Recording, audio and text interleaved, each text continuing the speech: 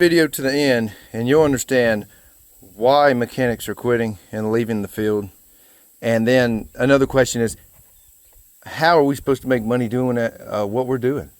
Just watch this video. All right, so 98 Toyota Avalon V6 output shaft speed sensor. Sometimes you'll buy them and they won't come with this. And just going to show you real quick how to take it off. There's a snap ring. It goes right here. And you can just use your little clip tool to remove it and pull it out, pull your shaft out, give it a little clean down, and then just slide in here. There's going to be a little slot at the bottom to go into. It looks like a flathead.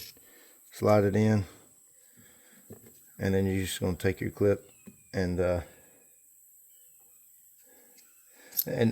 where this clip goes in, it's going to catch right on that lip. So make sure you have it lined up, and you can see it'll be lined up down here in this hole, and I'll show you. Let me go ahead and line up the first part of it. Okay, there's that. Let's get a close view and see if we can see. See that little hole right there? Now we're not looking at the hole, we're looking at the slot right here where that fingernail is. And as you can see now, it's blocked. Now it's open. It's blocked, open. Okay. When you get it open there, then you're going to take your clip and slide it on there to hold it in place. Well, I think I got it backwards here. Okay, there we go. And now it's in there, it's not going to come out. Make sure your clip's steady on there, which in this case it doesn't look like it is. So you may have to get another clip, which will be like finding a needle in a haystack. There it is. It's got to be all the way on it. Bingo. And that's it. Now we're going to go stick it on the car. So we'll go over there and put it on the car real quick. Alright, so if you're wondering where that sensor's at, it's actually down here on the side of the transmission in a hole. And you can access it without taking all this off. But it's right down there. And there's a hole. And there's one 10mm bolt that holds it in. You can get it with a 1/4 inch ratchet and a 10mm socket. And just slide your hand all the way down here through there. Or you can take all this off and risk breaking something and then have to run back to the parts store. And I'm going to show you how quick it is just to put it in. And so you've got your new sensor here. And you may want to put a little lube on your O-ring.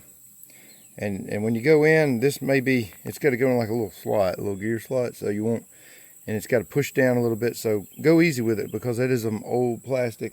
And even if you get new plastic, the plastic nowadays, don't even go there. So I'm just going to slide it down in here. And I can't see. Let's see. Hold on. I can't see the hole. There we go. And just kind of drop it in. And let's see. Come up. Let's see. Here. And I'll get it here in just a second. It's down in there. I don't know if you can see me playing with it. Let me come back up. Okay. And so now that I got it right there, got to get it straightened. And once you find it straight, you just drop right down in there. And then you can just give a little pop and then you're done. Sometimes just rotating it around may help. Getting it back in is usually your toughest part. Getting it out, that's no big deal. Sometimes you may need to use a little pair of little channel locks or pliers with a rag over it and just go easy. You don't want to break anything, but sometimes they do stick in there pretty good. Let me see what I'm doing wrong here. Okay, right there. Straighten it up. A bit of rotation.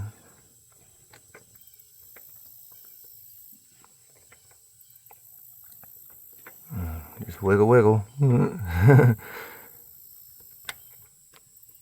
He wants to go in, but he doesn't. Let's see. I think I'm just going at the wrong place here. Let's see. I would say right here, the little gear has got to move. There. There he is. Come on now. There, I feel it.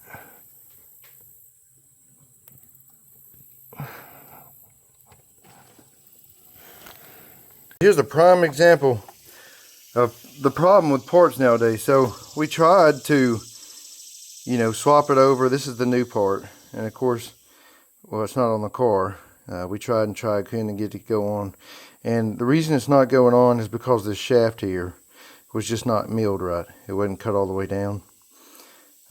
So it hits a ridge here and it stops. Now, I spent an extra 10-20 minutes sanding on it, saying, you know, maybe I can get, maybe it's just 1,000th or something like that. You know, maybe I can just get a little bit off of that aluminum, clean it off, put it back together, throw it back in, then it'll go in. No, it's just not going to happen. And that's what we run into. Even this part right here, there's a little prong right there. It was even fatter than the original. Now the length was correct, but the width is just off by a little bit. So a big waste of time, but I don't think it's a waste of time, because this is another prime example. What I'm showing you is the customer brings you a part and you try to help them out by putting it on, and they drop it off. They're going to pick it up in the afternoon, and I can't get the job done. Now I got to call them back. I got to put it back together, put the old one back in, and I'll, you know, tell them, hey, go get me another part and we'll try it again later. Or I could say, well, I'll get the part.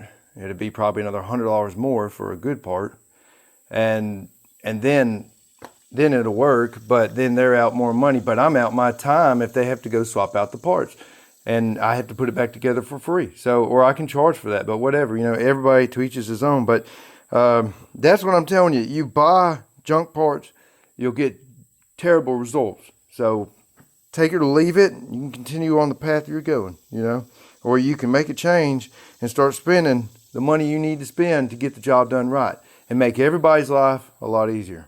Tell me, how are we supposed to make money at this? Am I supposed to take that sensor, stick it in a milling machine and cut it down 2,000 so it'll fit in there? Are you kidding me? Are you going to pay me to mill your sensor an extra half-hour labor? I'd just be working for free. Go on and on all day about this. I mean, we're going nowhere. The car's not fixed.